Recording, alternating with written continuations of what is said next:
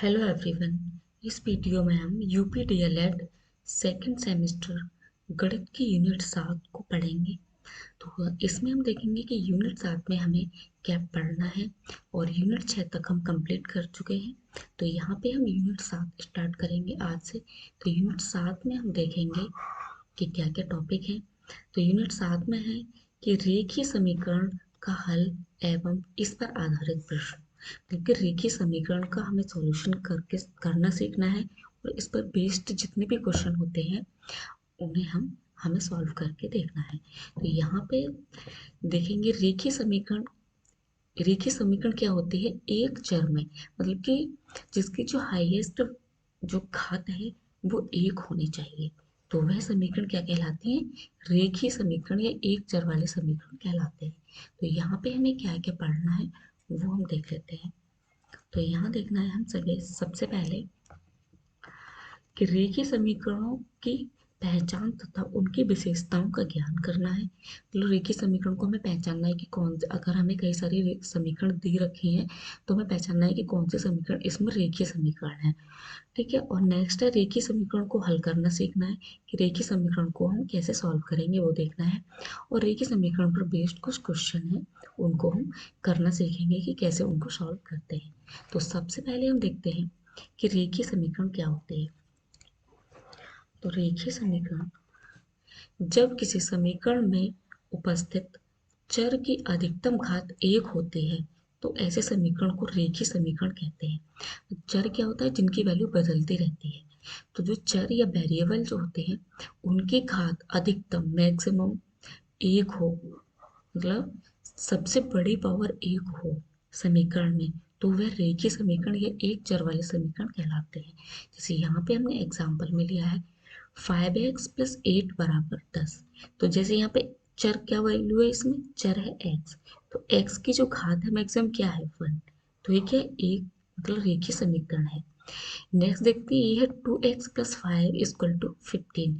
तो यहाँ भी x या चर की वैल्यू, चर की जो घात है वो मैक्सिमम एक है, तो ये भी एक रेखीय समीकरण है। नेक्स्ट है 4 प्लस एक्स इक्वल टू 24। तो यहाँ भी चर की जो घात है मैक्सिमम वो एक है। तो ये तो हो गया रेखीय समीकरण, ये एक घात वाले समीकरण। फिर जैसे होते हैं द्विघातीय समीकरण। जो द्विघात वाले समीकरण होते हैं उसमें क्या होता है? द्विघात से पता चल रहा है हमें जिसकी मैक्सिमम घात, चर की मैक्सिमम घात 2 हो। जैसे एक्स स्क्वायर प्लस बी बराबर 5। तो ये क्या हो गया? एक्स की जो मैक्सिमम पावर है वो कितनी है? 2 है। वैसे त्रिघात समीकरण, तो त्रिघात समीकरण देखें, त्रिघात समीकरण। तो त्रिघात समीकरण क्या होता है? A x square plus b x plus c बराबर 50। तो क्या हो जाएगा? यहाँ पे मैक्सिमम पावर क्या है? A x cube. तो यहाँ पे मैक्सिमम पावर क्या है? 3 चर की। तो ये क्या है? त्रिघात समीकरण। लेकिन इसमें हमें क्या पढ़ना है? हमारे जो सिलेबस में दिया हुआ है उसमें सिर्फ रेखीय समीकरण या एक घात वाले समीकरण के बारे में ही हमें पढ़ना है। तो यहाँ पे सिर्फ हम रेखीय समीकरण के बारे में ही पढ़ेंगे। तो चलिए यहाँ पे हम देखते हैं। नेक्स्ट है, ये तो हमने देखा यहाँ पे कि रेखीय समीकरण क्या होती है और उनको हमें कैसे पहचानना है। तो बस बेसिकली उसकी हमें घात देखनी है चर की, कि मैक्सिमम घात क्या है। तो जहाँ चर की मैक्सिमम घात 1 हो वही रेखीय समीकरण कहलाती है। तो हमें ऐसे ही पहचान लेना है। अब इस पे बेस्ड हम कुछ क्वेश्चन देखेंगे और इसकी कुछ प्रॉपर्टीज देखेंगे। तो यहाँ पे सबसे पहले हमने देख लिया है एक एग्जाम्पल, रेखीय समीकरण को त्रुटि एवं प्रयत्न वृद्धि से कैसे सॉल्व करते हैं। तो यहाँ पे एक एग्जाम्पल लिया है x प्लस 3 बराबर 7, एक समीकरण है। इसको हम त्रुटि और प्रयत्न, हिट एंड ट्रायल मेथड से कैसे सॉल्व करेंगे। तो इसमें क्या करते हैं हम, यहाँ पे लिखा हुआ x प्लस 3 बराबर 7। तो यहाँ पे एक पक्ष, हमें दोनों पक्ष की वैल्यू जो है वो बराबर करनी होती है। तो कैसे? यहाँ पे हमें देखेंगे, यहाँ पे जो चर है x, तो x की हम क्या वैल्यू पुट करें कि जो 3 के साथ प्लस होके उसकी वैल्यू कितनी आ जाए? 7 आ जाए। तो यहाँ पे अगर हम x बराबर 2 पुट करते हैं तो कितना हो जाएगा? 2 प्लस 3 बराबर 7। तो कितना हो जाएगा? यहाँ पे 5 हो जाएगा, इधर 7। तो ये बराबर नहीं आ रहा है। तो इसका मतलब x की जो वैल्यू हमने 2 पुट करी, इससे ये समीकरण संतुष्ट नहीं हो रही है। अगर हम x बराबर 3 पुट करते हैं तो यहाँ पे लिख लेते हैं 3 प्लस 3 बराबर 7। तो यहाँ पे हो रहा है 6 और यहाँ पे हो रहा है 7। तो इसका मतलब ये फिर से दोनों पक्ष बराबर नहीं हुए। तो जो x बराबर 3 रखने पर भी समीकरण संतुष्ट नहीं हो रही है। अगर हम x बराबर 4 रखते हैं तो x बराबर 4 रखने पर क्या होगा, यहाँ पर रख देंगे 4 + 3। तो ये समीकरण क्या है, x + 3 बराबर 7। तो x बराबर, अगर हम 4 रखेंगे तो 4 + 3 बराबर 7। तो यहाँ पे कितना हो जाएगा, 7 बराबर 7। तो इसका मतलब क्या है कि ये जो समीकरण है वो संतुष्ट होगी, इसके दोनों पक्ष बराबर आ गए।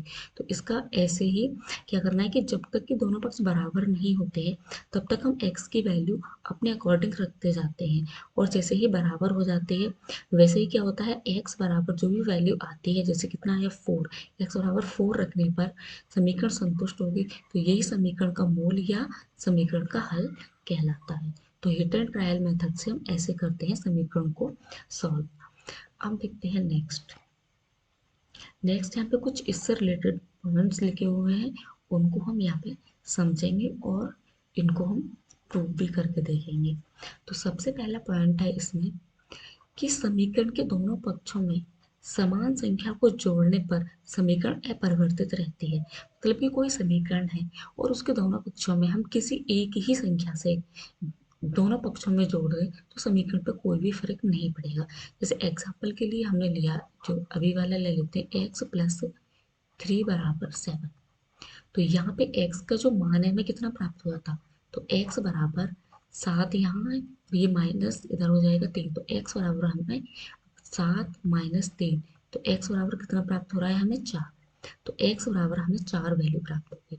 वैसे ही अगर हम यहाँ पे जिस पॉइंट पे लिखा हुआ है कि इस समीकरण में अगर हम किसी भी संख्या को माइनस कर देते हैं समान को, तो इसमें कोई भी परिवर्तन नहीं होगा। जैसे यहाँ पे ये समीकरण x + 3 बराबर 7। अब इस समीकरण में हम किसी भी समान संख्या, मान लीजिए 2 को जोड़ देते हैं, तो यहाँ पे प्लस लगा के हमने 2 जोड़ दिया, और इधर भी इस वाले पक्ष में भी हमने 2 जोड़ दिया। दोनों पक्षों में हमें सेम संख्या जोड़नी है। तो हमें यहाँ पे क्या प्राप्त होगा, 2 + 3, सॉरी x + 3 बराबर, यहाँ भी हमने प्लस किया 2, तो यहाँ पर आ गया 9। अब हम इसको देखें तो x की वैल्यू क्या है, हमें 4 ही प्राप्त होनी चाहिए। तो यहाँ पे अगर हम इसे सॉल्व करेंगे, यहाँ लिख लेते हैं 2 + x + 3 बराबर 9। तो यहाँ पे 2 और 3 कितना हो जाएगा, 5। तो x बराबर, यहाँ पे 9 है, तो ये जो 5 है यहाँ पे प्लस में, इधर के माइनस में हो जाएगा। तो x की वैल्यू हमें क्या प्राप्त हो जाएगी, 9 में से 4 जाएंगे तो 9 में से 5 जाएंगे तो 4। तो x की वैल्यू हमें फिर से 4 प्राप्त हो गई, और यहाँ भी x की वैल्यू हमें 4 प्राप्त हुई थी। इसका मतलब है कि सेम संख्या को अगर हम दोनों पक्षों में जोड़ देंगे तो समीकरण पे कोई भी समीकरण उसमें परिवर्तित तो नहीं होगी, वो सेम ही रहेगी। तो यहाँ पे हमें फिर भी x बराबर क्या प्राप्त हुआ, 4। अब देखते हैं नेक्स्ट है, समीकरण के दोनों पक्षों में समान संख्या को घटाने पर समीकरण अपरिवर्तित रहता है। अगर हम समीकरण के दोनों पक्षों में समान संख्या को घटा देंगे तो भी समीकरण में कोई परिवर्तन नहीं होगा। अगर हम करके देखें, यहाँ पे ये वाला एग्जांपल ले लेते हैं, x + 3 बराबर 7। इसमें हम समान संख्या कोई भी माइनस कर देते हैं, +3, इसमें से हम -3 कर देंगे, और इस वाले पक्ष में भी 7 - 3 कर देंगे। तो हमें क्या प्राप्त होगा, अगर हम इसको सॉल्व करेंगे आगे, इसे हम आगे सॉल्व करते हैं तो हमें क्या प्राप्त होगा, x + 3, और ये क्या है, -3 बराबर 7 में से 3 जाएंगे तो 4 प्राप्त होगा। और ये 3 है प्लस का और यहाँ 3 माइनस का, तो इससे ये कैंसिल हो जाएगा। तो x बराबर हमें क्या प्राप्त होगा, 4। तो यहाँ भी हमें x की वैल्यू जो है वो सेम प्राप्त हुई। इसका मतलब समीकरण में कोई भी चेंज नहीं हुआ घटाने पर। अब हम देखते हैं नेक्स्ट पॉइंट है कि समीकरण के दोनों पक्षों में समान संख्या से गुणा करने पर समीकरण अपरिवर्तित रहता है। यहाँ पे क्या है कि गुणा करने से, इसे हम रिमूव कर देते हैं, तो यहाँ पे समीकरण में हम गुणा करके देखेंगे। हम समीकरण ले लेते हैं x + 3 बराबर 7। तो यहाँ पे हम क्या करेंगे, गुणा करके देखेंगे समान संख्या से। तो यहाँ अगर हम ले लेते हैं किसी भी संख्या, मान के चलिए हम संख्या 2 से गुणा करते हैं, गुणा 2 इधर भी और इस वाले पक्ष में भी 2 से गुणा करते हैं तो हमें क्या संख्या प्राप्त होगी, यहाँ पे x+3 से जब हम 2 से गुणा करेंगे तो 2 की गुणा x से करेंगे तो कितना प्राप्त होगा, 2x प्लस 2 की गुणा 3 से करेंगे तो 6 बराबर 7 की गुणा 2 से करेंगे तो 14। फिर क्या हो जाएगा, 2x बराबर 14 है ये 14 और इधर ये प्लस का है, चाहे इधर जाएगा तो माइनस का हो जाएगा। फिर क्या प्राप्त हो जाएगा हमें, 2x बराबर 14 में से 6 जाएगा तो हमें 8 प्राप्त होगा। तो x बराबर क्या हो गया, 2 चौक 8, 8 बट्टे 2 मतलब कि 2 चौक 8। तो हमें जो x की वैल्यू कितनी प्राप्त होगी, 4। तो ऐसे ही अगर हम समान संख्या से गुणा करते हैं दोनों पक्षों में तो भी समीकरण में कोई चेंज नहीं होता है। तो x की वैल्यू कितनी प्राप्त हुई हमें, यहाँ भी x की वैल्यू 4 प्राप्त हुई। अब देखते हैं नेक्स्ट पॉइंट। नेक्स्ट पॉइंट है यहाँ पे 4, ये हम रिमूव कर देते हैं। तो फोर्थ नेक्स्ट पॉइंट है, समीकरण के दोनों पक्षों में शून्योत्तर समान संख्या से भाग देने पर समीकरण अपरिवर्तित रहता है। शून्योत्तर का मतलब होता है कि शून्य के अलावा और किसी संख्या से, मतलब शून्य से नहीं, शून्य के अलावा और किसी संख्या से अगर हम दोनों पक्षों में भाग देते हैं तो क्या है, समीकरण में कोई भी परिवर्तन नहीं होता है। तो चलिए इसे भी हम प्रूफ करके देख लेते हैं। तो यहाँ पे हम बस वही समीकरण ले लेते हैं फिर से, x+3 बराबर 7। अब हम कोई भी संख्या से भाग करके देखते हैं, समान संख्या होनी चाहिए। तो यहाँ पे मान के चलिए हम भाग कर देते हैं 5 से, तो इधर भी x/5 और इधर भी 7/5। दोनों समान, दोनों पदों में मैंने समान संख्या से भाग कर दी। अब हम इसको सॉल्व करेंगे, सॉल्व करके देखेंगे कि क्या फिर से हमें x की वैल्यू 4 प्राप्त हो गई। तो चलिए देखते हैं। तो यहाँ पे अगर हम आगे सॉल्व करेंगे तो हमें क्या होगा, x+3 जब दो मतलब परिमेय संख्या की तरह बन जाती है बिंदु में तो क्या करते हैं, हम क्रॉस मल्टीप्लिकेशन करते हैं, आमने सामने की गुणा करते हैं। तो यहाँ पे हम x+3 की गुणा किससे करेंगे, 5 के साथ बराबर, और 7 की गुणा किससे करेंगे, 5 से। तो बस इसको सॉल्व कर लेंगे। 5 की गुणा x से 5x प्लस 5 की गुणा 3 से 15 बराबर इधर कितना हो जाएगा, 35, 7×5 = 35। फिर क्या, 5x बराबर 35 में से 15 जाएंगे, 15 इधर प्लस के हैं, इधर जाएंगे तो माइनस के हो जाएंगे, तो कितना प्राप्त होगा हमें, 20 प्राप्त होगा। फिर x बराबर कितना हो जाएगा, 20 बटे, और ये यहाँ पे 5 गुणा में है तो ये इसके भाग में आ जाएगा, तो 5 से भाग देंगे इसको, 5 चौक 20। तो ऐसे भी हमें x की वैल्यू क्या प्राप्त होगी, 4। तो यहाँ भी हमें x की वैल्यू सेम प्राप्त हुई। इसका मतलब कि हम समान संख्या से अगर दोनों पक्षों में भाग देते हैं तो भी समीकरण में कोई भी परिवर्तन नहीं होता है। तो ये हमने देख लिया सॉल्व करके भी, जो कि बिल्कुल भी सही आया है। सभी में क्या है, x की वैल्यू जो है वो समान आई है, कोई भी समीकरण में परिवर्तन नहीं हुआ है। तो ये हमने देखा कि कैसे हम समीकरण को सॉल्व करके देखते हैं। अब देखते हैं नेक्स्ट कुछ क्वेश्चन लेते हैं। क्वेश्चन है यहाँ पे, समीकरण x+8 बराबर 19 को हल कीजिए एवं उत्तर की भी जांच कीजिए। तो पहले हम सॉल्व करते हैं, फिर उसके बाद उत्तर की जांच करेंगे। तो यहाँ पे समीकरण क्या है, x+8 बराबर 19। तो यहाँ पे हमें x की वैल्यू निकालनी है। तो x बराबर 19 ये है यहाँ पे, ये जो 8 है प्लस का, जब ये इधर जाएगा तो क्या है, इसके साइन जो है चेंज हो जाएंगे और ये -8 हो जाएगा। तो x बराबर कितना हो जाएगा, 19 में से 8 जाएंगे तो 11। तो x की वैल्यू हमें क्या प्राप्त होगी, 11। यहाँ पे तो हमने सॉल्व कर लिया है, ये x की वैल्यू जो है इस समीकरण का जो हल हमें प्राप्त होगा वो हुआ x बराबर 11। अब अगर हमें यहाँ पे उत्तर की जांच करी जाए, अगर हम करें कि उत्तर की भी जांच, उत्तर की जांच, तो उत्तर की जांच करने के लिए हमें क्या करना होता है कि जो भी वैल्यू आती है, जो भी मूल्य हल होके आता है, उसको अगर हम समीकरण में पुट करें तो दोनों पक्ष जो है वो बराबर हो जाने चाहिए। अगर दोनों पक्ष बराबर हो जाते हैं तो क्या समीकरण जो मतलब जो भी मूल्य या सॉल्यूशन आया है तो इसका मतलब वो सही है। तो यहाँ पे हम देखते हैं x बराबर क्या प्राप्त हुआ है, हमें 11। तो हम इस समीकरण में इसे पुट करके देखते हैं, x+8 बराबर 19। तो यहाँ पे x की वैल्यू कितनी है, 11 प्लस 8 बराबर 19। तो 11 और 8 कितना होता है, 19। तो ये भी क्या है, इधर 19। तो इसका मतलब दोनों पक्ष जो है वो बराबर है। तो दोनों पक्ष बराबर है, इसका मतलब है कि जो हमने इसका सॉल्यूशन निकाला, इसका जो हल निकाला x बराबर 11 वो सही है। उत्तर की जांच क्या है, यहाँ पे सही पाई गई है कि जो दोनों पक्ष क्या है, बराबर आ गए। तो ऐसे हमें उत्तर की जांच करनी होती है कि अगर दोनों पक्ष बराबर आ जाए समीकरण के, तो वो सिद्ध हो जाता है कि हाँ, जो x की वैल्यू हमने सॉल्व करके निकाली वो सही है। तो इस तरह के अगर क्वेश्चन आएंगे तो हम ऐसे इनको सॉल्व करते हैं। अब देखते हैं नेक्स्ट। नेक्स्ट कुछ और क्वेश्चन ले रखा है, इसको हम सॉल्व करेंगे। तो यहाँ पे अब हम बस सिर्फ क्वेश्चनों को सॉल्व करके देखेंगे कि कैसे कैसे क्वेश्चन हम सॉल्व करेंगे। तो यहाँ पे x माइनस 5 बराबर कितना है, 10। तो यहाँ पे हमें x की वैल्यू निकालनी है। तो x बराबर यहाँ पे 10, इधर जो है माइनस में है 5, इधर जाएगा तो प्लस में हो जाएगा। तो बस x बराबर कितना हो जाएगा, 10 और 5 15। तो x बराबर 15 आ गया। अगर हम इसके भी उत्तर की जांच करें तो बस क्या करेंगे, x की वैल्यू जो आई है उसको पुट करके यहाँ पे देखेंगे, फिर देखेंगे कि दोनों पक्ष बराबर आ रहे हैं या नहीं। तो यहाँ पे x माइनस 5 बराबर कितना है, 10। x की वैल्यू हम यहाँ पे पुट कर देंगे तो कितना है, 15 माइनस 5 बराबर 10। 15 में से 5 जाएंगे तो बचेगा 10, और यहाँ भी बराबर 10। तो दोनों पक्ष क्या है, यहाँ पे बराबर आ रहे हैं। इसका मतलब कि जो x बराबर 15 है वो सही है।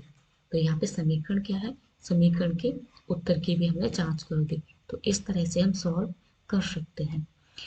और भी क्वेश्चन है, और देख लेते हैं क्वेश्चन यहाँ पे। एक्स बटे 6 बराबर 5 को हल करना है। यहाँ पे हमें x की वैल्यू निकालनी है। तो बस x बटे 5 है बराबर 5। 5 के बटे में कुछ नहीं है, जिस भी संख्या के बटे में अगर कुछ नहीं होता है तो अगर हम उसके बटे में 1 मान लेते हैं ना, तो कोई भी फर्क नहीं पड़ता है। तो यहाँ पे हम 5 के बटे 1 मान लेते हैं। अब बस आमने सामने की गुणा कर देंगे, क्रॉस मल्टीप्लीकेशन। तो यहाँ पे हम रख लेते हैं, x की गुणा 1 से करेंगे तो x आ जाएगा बराबर, 6 की गुणा 5 से करेंगे तो 6 पंजे 30 हो जाएगा। तो x की जो वैल्यू हमें क्या प्राप्त हुई, 30। तो x की वैल्यू हमें 30 प्राप्त हो गई। अगर हम इसके भी उत्तर की जांच करें, इसके उत्तर की जांच करने के लिए हम क्या करेंगे, जो x की वैल्यू है 30 आई है उसको इस समीकरण में रख दें, तो क्या हमें दोनों पक्ष बराबर मिलेंगे। तो रख के देखते हैं, x बटे 6 बराबर 5। तो x की वैल्यू कितनी है, 30। तो यहाँ पे x बराबर लिख देते हैं 30 बटे 6 बराबर 5। तो 6 से इसको कट करेंगे, 6 पंजे 30, 5 बार जाएगा। तो यहाँ पे दोनों पक्ष क्या है, बराबर हमें प्राप्त हो रहे हैं। तो इसका मतलब क्या है, यहाँ पे उत्तर की हमने जांच कर ली, और जो x बराबर 30 है वो सही है। कि जो भी हम उत्तर लेके आए हैं x बराबर 30 सॉल्व करने के बाद इसका जो हल आया है 30, वो सही है। अब देखते हैं नेक्स्ट क्वेश्चन। नेक्स्ट है 4x बराबर 24 को हल कीजिए। तो 4x बराबर 24 को हल करने के लिए हम क्या करेंगे, यहाँ पे 4 गुणा x है, मतलब जो 4 है वो x के गुणा में है, और इधर जाएगा तो ये इसके भाग में आ जाएगा। तो x बराबर 24 बटे, ये 4 यहाँ पे गुणा में था, इधर क्या जाएगा, भाग में। तो 4 से अगर इसको काटेंगे हम, 4 छंग 24, 6 बार कटेगा। तो जो x की वैल्यू हमें प्राप्त हुई कितनी हुई, 6। तो यहाँ पे जो इसका सॉल्यूशन है, हल है, वो कितना प्राप्त हुआ हमें, x बराबर 6। अगर हम इसके भी उत्तर की जांच करें तो क्या करेंगे, x की वैल्यू यहाँ पे पुट करेंगे और देखेंगे कि दोनों पक्ष बराबर हो रहे हैं या नहीं। तो 4 गुना x बराबर 24। तो बस 4, x की वैल्यू कितनी है, 6 रख दी हमने, बराबर 24। तो ये कितना हो रहा है, 6 4 छंग 24, और इधर भी कितना आ रहा है, 24। तो इसका मतलब दोनों पक्ष बराबर आ रहे हैं। तो जो हम सॉल्व करके हमें x बराबर 6 प्राप्त हुआ, इसका मतलब ये सही है। अब और क्वेश्चन देख लेते हैं। यहाँ पे क्या, कुछ दैनिक जीवन पर आधारित रेखीय समीकरण संबंधी वार्तिक प्रश्न, मतलब कुछ ऐसे क्वेश्चन दिए जाएंगे हमें, उनको हमें रेखीय समीकरण की हेल्प से हमें उसे सॉल्व कर लेना है। जैसे यहाँ पे कुछ क्वेश्चन दिया हुआ है, इसे हम देखते हैं और फिर इसको सॉल्व करते हैं। सबसे पहले हमें इसे देखेंगे, एक गांव के निवासियों ने अपने गांव में 102 पौधे लगाए। इनमें से कुछ आम के तथा कुछ अमरूद के पौधे थे। अमरूद के पौधों की जो संख्या है वो आम के पौधों की संख्या के 3 गुने से 2 अधिक है, मतलब कि 3 गुना है और उससे भी 2 अधिक है। आम तथा अमरूद के पौधों की संख्या अलग अलग ज्ञात कीजिए। यहाँ पे हमें आम और अमरूद के पौधों की जो संख्या है वो ज्ञात करनी है। तो इसे पहले हम क्वेश्चन को अच्छे से पढ़ेंगे, उसके बाद हम देखेंगे कि उसे उसमें क्या क्या पूछा है और क्या क्या वैल्यू थी हुई है। तो यहाँ पे हम मान लेंगे कि जो अमरूद का पौधा है माना अमरूद के पौधे बराबर ए मान लेते हैं हम। तो माना अमरूद के पौधे बराबर ए मान लेते हैं, और जो आम का पौधा है, आम के पौधे बराबर मान लेते हैं हम बी। अब इसके बाद हम आगे सॉल्व करेंगे। यहाँ पे हम देखेंगे इनमें कुछ आम के तथा कुछ अमरूद के पौधे थे। जो अमरूद के पौधे की संख्या है वो आम के पौधे की संख्या के 3 गुने से 2 अधिक है। मतलब कि जो अमरूद के पौधे की संख्या है, अमरूद का पौधा क्या है ए, बराबर इसकी जो संख्या है वो आम के पौधे क्या है बी, आम के पौधे आम के पौधे की संख्या के 3 गुने, मतलब 3 गुणा बी आम का पौधा, आम के पौधे के 3 गुणे के 2 अधिक है। मतलब 3 गुना बी है और 2 और अधिक है, प्लस 2। 2 अधिक है तो प्लस 2 कर देंगे, अगर 2 कम होता तो हम यहाँ पे माइनस का चिन्ह लगाते, तो -2 करते। तो यहाँ पे हमें क्या प्राप्त हुआ, ए बराबर क्या प्राप्त हो गया, ए बराबर 3v+2। और जो हमें यहाँ पे दे रखी है कि दोनों पौधों की जो संख्या है, एक गांव के निवासियों ने अपने गांव में 102 पौधे लगाए। मतलब जो आम और अमरूद के टोटल पौधे जो लगाए थे वो कितने थे, 102। तो यहाँ पे आम और अमरूद के पौधे ए प्लस बी बराबर कितने हैं, टोटल 102। तो यहाँ पे ये समीकरण 1 दे देते हैं हम इसे। अब क्या करेंगे, यहाँ पे हमें ए की वैल्यू प्राप्त होगी, हमने ए की वैल्यू निकाल ली, ए बराबर 3v+2 है। तो ए की वैल्यू हम इस समीकरण में पुट कर देंगे। तो चलिए यहाँ पे हम पुट करते हैं, कितना है, ए प्लस वी बराबर 102। तो ए की वैल्यू कितनी है यहाँ पे, 3v+2, और बी तो है प्लस बी बराबर 102। तो यहाँ पे अगर हम सॉल्व करें, ये कितना हो रहा है, 3b और 1b, तो कितना हो जाएगा, 4b बराबर एक जैसे पद को एक तरफ कर लेंगे और एक जैसे पद को एक तरफ, तो ये 102, और ये जो 2 यहाँ पे प्लस में है इधर आ जाएगा माइनस में। तो कितना हो जाएगा, 4b बराबर 102 में से 2 जाएंगे तो 100। तो यहाँ पे जो है हमें v की वैल्यू कितनी प्राप्त होगी, v बराबर 100 बटे, ये जो 4 है यहाँ पे गुणा में, तो ये भाग में आ जाएगा। 4 से जब हम 100 को काटेंगे तो ये 25 बार कटेगा। तो b बराबर कितना आ गया, 25। तो v किसकी वैल्यू रखी थी हमने, मानी थी, वो मानी थी आम के पौधे की वैल्यू। तो जो आम के पौधे की वैल्यू है वो हमें कितनी प्राप्त होगी, 25। अब हमें किसके पौधे की निकालनी है, अमरूद के पौधे की। तो जब हमें आम के पौधे की वैल्यू प्राप्त हो गई और टोटल कितनी है, 102 है, तो बस इसमें हम रख देंगे यहाँ पे v की वैल्यू। तो a प्लस b, मतलब कि आम के पौधे कितने हैं, 25 बराबर 102। तो यहाँ पे a बराबर अमरूद के पौधे निकाल लेंगे, 102 माइनस, यहाँ पे प्लस है, ये 25 इधर जाएगा तो माइनस में हो जाएगा। तो a बराबर कितना आएगा, 102 में से हम 25 माइनस करेंगे तो यहाँ पर आ जाएगा 12 में से 5 जाएगा 7, यहाँ पे 9, 9 में से 2 जाएगा 7। तो जो अमरूद के पौधे की संख्या है वो हमें कितनी प्राप्त हुई है, 77 प्राप्त हुई है। तो यहाँ पे आम और अमरूद के दोनों की संख्या हमें प्राप्त हो गई। जो आम के पौधे की संख्या कितनी है, 25, और अमरूद के पौधे की संख्या कितनी है, 77। तो यहाँ पे हमने दोनों के पौधों की जो संख्या है वो अलग अलग निकाल दी है। तो इस टाइप के क्वेश्चन आते हैं तो उनको हमें इस तरह से सॉल्व करना है। बस इस वाले ऐसे क्वेश्चन में हमें बस इतना ध्यान देना है कि उसमें कहा गया है, अच्छे से बस उसको समझना है, बस जो क्या तुम फिर हमें उसको लिख देना है जैसे जैसे इसमें बोला गया है उसी हिसाब से, फिर बस उसको सॉल्व करके उसका आंसर आसानी से आ जाएगा, जैसे हमने यहाँ पे अभी देखा था। तो यहाँ पे हमने दोनों की संख्या जो अलग अलग निकाल ली है, आम के पौधों की और अमरूद के पौधों की भी। अब क्या करेंगे यहाँ पे, अब हम नेक्स्ट और क्वेश्चन देख लेंगे। तो नेक्स्ट क्वेश्चन है यहाँ पे कि वह कौन सी संख्या है जिसके 1/3 में 5 जोड़ने पर 8 प्राप्त होता है। ठीक है, इस टाइप के जो क्वेश्चन मैं यहाँ पे करा रही हूँ, ये इस टाइप के क्वेश्चन पूछे जाते हैं एग्जाम में और पिछले भी क्वेश्चन पेपर्स में आए हुए हैं। तो बस यहाँ पे हम देखते हैं वह कौन सी संख्या है जिसके 1/3 में 5 जोड़ने पर 8 प्राप्त होता है। मतलब हमें यहाँ पे वह संख्या निकालनी है कि जिसके 1/3 में, मतलब जिसके 1/3 में अगर हम 5 जोड़ दें तो उस संख्या की जो वैल्यू है वो 8 हो जाएगी। चलिए यहाँ पे देखते हैं। तो सबसे पहले हम क्या करेंगे, वह जो संख्या हमें पता नहीं है तो हम वह संख्या मान लेते हैं। संख्या बराबर मानी हमने x, ठीक है। अब क्या है, जिसके 1/3 में, तो 1/3 का मतलब है x, संख्या मानी x, तो उस संख्या के 1/3 x/3, 1/3 का मतलब हो जाएगा 1/3, तो यहाँ पे हो जाएगा x/3 में 5 जोड़ने पर प्लस कितना करना है, +5, और जो संख्या प्राप्त होगी हमें वो कितनी होगी, 8। तो बस ऐसे समीकरण बन गई है। अब इसको हम सॉल्व कर लेंगे। तो x की वैल्यू हम यहाँ पे निकाल लेंगे, तो वह संख्या आ जाएगी। तो x/3 बराबर ये 8, ये जो 5 है इधर प्लस में, इधर आ जाएगा माइनस में।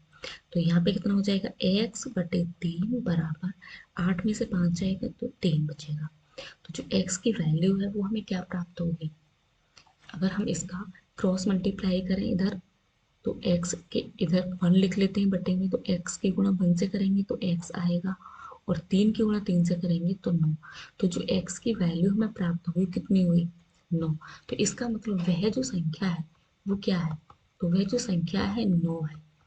वह संख्या 9 है जिसके 1/3 में 5 जोड़ने पर हमें क्या प्राप्त होगा, 8। अगर हम इसको सिद्ध करना चाहें, मतलब कि अगर जांच करना चाहें तो कैसे करेंगे, जैसे वो संख्या कितनी आई, 9, उसके 1/3 मतलब कि 1/3 में अगर हम 5 जोड़ दें +5, तो कितना प्राप्त हो जाए हमें, 8। मतलब कि दोनों पक्षों की वैल्यू क्या है, हमें बराबर प्राप्त हो जाए। तो यहाँ पे अगर हम सॉल्व करें, 3 तिया 9, तो यहाँ पे कितना आ जाएगा, 3 + 5 बराबर 8। तो ये कितना आ रहा है, 3 + 5 8, और यहाँ भी क्या आ रहा है, 8। तो इसका मतलब है कि दोनों जो पद हैं वो समान आए हैं। तो जो x बराबर 9 है हमने वो सही निकाला है। मतलब ये वही संख्या है जिसके 1/3 में अगर हम 5 जोड़ दें तो हमें 8 प्राप्त हो जाएगा। तो ऐसे हम उत्तर की जांच कर सकते हैं। और हम देखते हैं नेक्स्ट क्वेश्चन। कई तरह के क्वेश्चन हम इसमें देख लेते हैं ताकि जितने भी प्रकार के आए क्वेश्चन वो हम अच्छे से सॉल्व कर लें। तो यहाँ पे हम एक क्वेश्चन और देख लेते हैं। नेक्स्ट क्वेश्चन है कि 5 पुस्तकों का मूल्य 7 पुस्तकों के मूल्य से 14 रुपये कम है। एक पुस्तक का मूल्य ज्ञात कीजिए। यहाँ पे क्या है कि मतलब कि 5 पुस्तकों के जो रुपए हैं, 5 पुस्तकों का जो रुपए है वो 14 रुपया कम है 7 पुस्तकों के रुपए से। मतलब कि 5 पुस्तकों के कुछ भी रुपए हैं वो 14 रुपये कम है जो 7 पुस्तकों के रुपया हैं उनसे। तो इसमें हमें एक पुस्तक की वैल्यू निकालनी है कि एक पुस्तक का जो कितने रुपए की है। तो यहाँ पे हम मान लेंगे, अगर हम माने कि एक पुस्तक का मूल्य हम p मान लेते हैं, माना एक पुस्तक का मूल्य बराबर p, ठीक है। और अगर हम कहें कि 7 पुस्तक का मूल्य बराबर कितना हो जाएगा, 7p। और अगर हम कहें 5 पुस्तक का मूल्य कितना हो जाएगा, फिर 5p। जब एक पुस्तक का मूल्य हमने p मान लिया तो 5 पुस्तक का मूल्य 5p हो जाएगा और 7 पुस्तक का मूल्य 7p हो जाएगा। फिर इसमें है कि 5 पुस्तक की जो वैल्यू है वो 14 रुपये कम है 7 पुस्तक के मूल्य से। तो अगर हम 7 पुस्तक का मूल्य घटा देंगे 5 पुस्तक के मूल्य में से तो हमें संख्या क्या प्राप्त होगी, 14। मतलब कि कोई भी नंबर है 7 पुस्तक के कितने भी रुपए हैं उसमें से अगर हम 5 पुस्तक के रुपए घटा देंगे तो 14 होंगे, क्योंकि ये 14 कम है। तो बस इस तरह से ये समीकरण बन गए। इसके बाद अब हम क्या करेंगे, यहाँ पे आगे सॉल्व कर लेंगे। तो ये 7p - 5p, तो यहाँ पे कितना आ जाएगा, ये 7 में से 5 जाएंगे तो 2, p बराबर कितना हो जाएगा, 14। तो यहाँ पे p बराबर 14 बटे ये 2 गुणा में ये भाग में हो जाएगा, तो 2 सत्ते 14। तो p बराबर हमें कितना प्राप्त हो गया, 7। और हमने p क्या माना, p माना एक पुस्तक का मूल्य। तो यहाँ पे एक पुस्तक का मूल्य बराबर कितना प्राप्त हो रहा है हमें, 7 रुपये। तो यहाँ पे एक पुस्तक का मूल्य कितना आ गया, 7 रुपये। अगर वैसे ही पूछा जाए कि सभी का पूछा जाता है, जैसे 7 पुस्तक का मूल्य कितना हो जाएगा, 7p बराबर 7 गुणा 7, तो सबसे तो 49 रुपये हो जाएगा।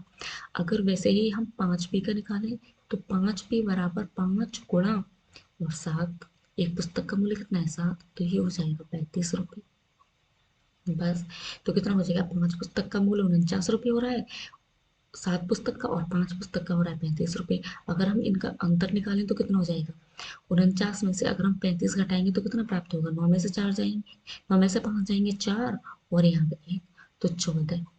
इसका मतलब क्या है, जो यहाँ पे क्वेश्चन में दे रखा था कि 5 पुस्तक का मूल्य 14 रुपये कम है 7 पुस्तक के मूल्य से, तो वही 14 रुपये कम आया है।